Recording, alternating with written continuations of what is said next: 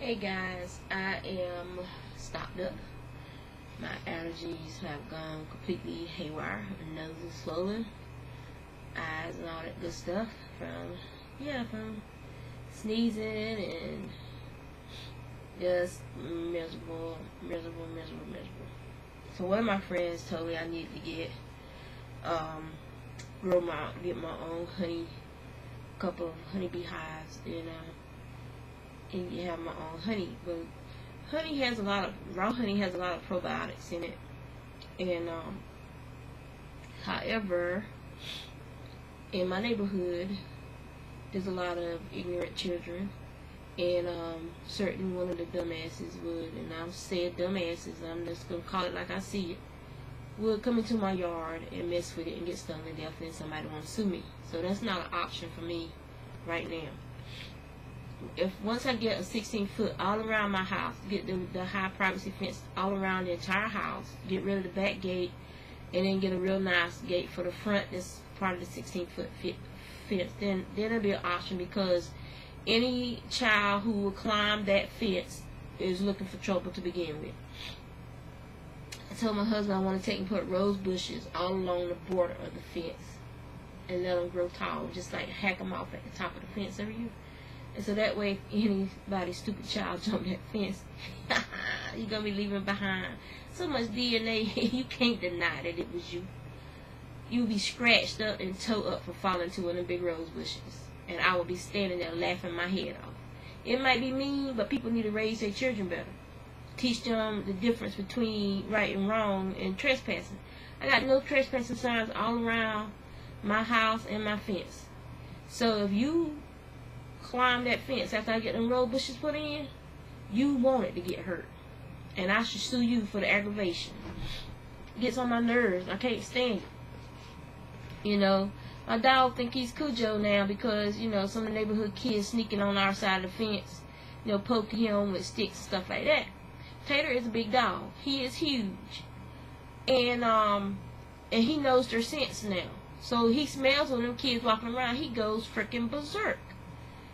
And it's like he knows who you are. And, woe to you if you ever decide to come popping, flopping through my yard one day when we don't have him on, when we don't have him on his leash or whatever in the yard, and you come flopping through the yard thinking he's on his chain and he goes after your butt. Woe unto you. You haven't been trespassing, because I don't invite the neighborhood children to my yard. They know I don't want them in my yard, in my house, nowhere about me. You ain't got no home training. Why I want to be dealing? It ain't my job to raise you, and then you turn around and go right back home and right back to the same mess you raised up in to start with. There's a beginning and an ending to everything, and there's some things people just can't take. And ignorant children is one of the things that I'll try and be nice to you. I'll try and let you be around my children so you can see right from wrong, and see how children who get disciplined, get grounded, you can see that in my household. Everybody in the neighborhood don't even really know how many kids I have, because one man told me, he said, I wasn't sure how many kids you had because I never see you with all of them. You only have one or two of them here or there, and I know you got some older ones that they're on their own, but then you have these other children that look like they're yours too. He was talking about when my niece and nephew come, because they look just like my husband side of the family, and so my middle and my youngest look more like my husband's side of the family. But then I have other children who come by who are my daughter's friends, and they look like more like they're mixed, and they look more like me and my daughter. And so the people are never sure how many children does that woman have, because they fit right into my family, and I treat them like family. Most of them call me mom. And if I quote unquote adopt you, that means that you have pretty much learned what I will and will not tolerate, and you act accordingly. But these kids in my neighborhood, obviously that's missing in their genetic makeup, because they are just on irritate mode 24/7, 365. I've never seen nothing like it before in my life, and never want to again. So yeah, and plus having to deal with my allergies and being not feeling well makes the aggravation factor 20 times worse. So we took the kids to Buffalo Wild Wings for Easter, and we had a good time sitting there eating together and everything. When we came home, they wanted ice cream, so we stopped by the grocery store and got ice cream. They made ice cream cones, and we went and sat out in the backyard and watching the garden, eating ice cream cones. Yes, I had one, and it'll manifest in other ways because I'm lactose intolerant. But I just had one. She smushed it down in the cone for me, so I didn't get too much. And my peas have all come up, and it looks like the peppers I planted out there are trying to come up. So, I'm gonna check the weather, and started on Monday, I'm gonna till again on the other side, and wet the garden down real good to soften the soil back up, and till on the other side, and go ahead and get my rows ready for the other things I want to put in my garden. And I think I showed you guys, but I got the pepper seeds in from Sheldon in Winnipeg, Manitoba, and so I got the pepper seeds in.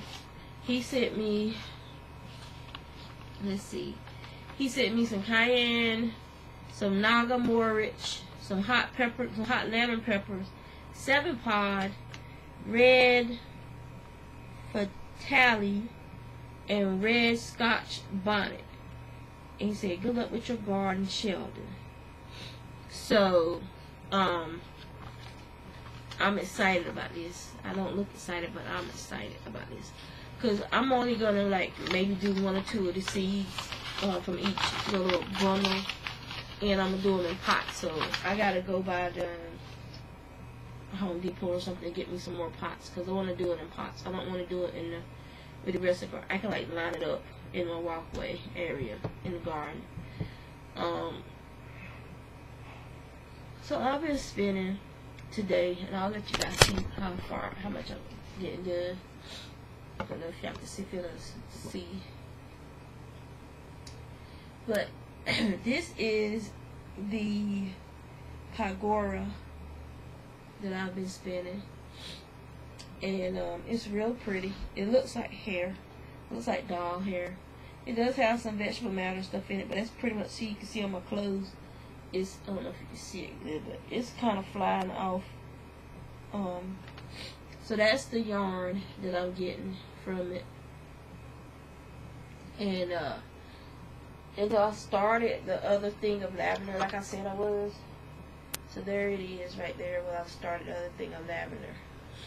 And then I've been spinning on my spindle while we were at Buffalo Wild Wings, and while I was standing around in Home Depot and stuff, and I was spinning on my spindle. I'm still working on that silk. That's how much I have on the spindle now. There you go. It is and then outside in the sunlight, it is so shiny. It is absolutely gorgeous the way the color shows up outside in the sunlight. But this is how much more of that stuff I have, and that's a lot. I'm trying to explain to y'all, but I don't think people believe me. You can get lace weight. This is 4-ounce braid, and I pulled it down into sections. I broke it up into sections for spinning. I'm gonna spin the rest of it on my wheel because it's taking too long on the spindle. I'll spin this little piece and this little piece on the spindle, and then that'll be all I spin on the spindle. The rest of it we get spun on the spinning wheel because I'll be spinning that stuff forever and a day because I'm spinning it so freaking fine. So that's what I've been doing. Excuse me, on the spinning front. And so I came in from outside from getting some sun, trying to get my vitamin D levels up. So I sat in the sun for a little while. I had a book shading my face, and I guess the little girls thought I was crazy, but as long as you weren't moving, it felt great. But then when the wind would blow, it was like real chilly. Or if you're out there moving around and you're moving around and it was chilly feeling. But as long as you sat still in the chair, then it didn't feel cool at all. It actually started getting hot. So for my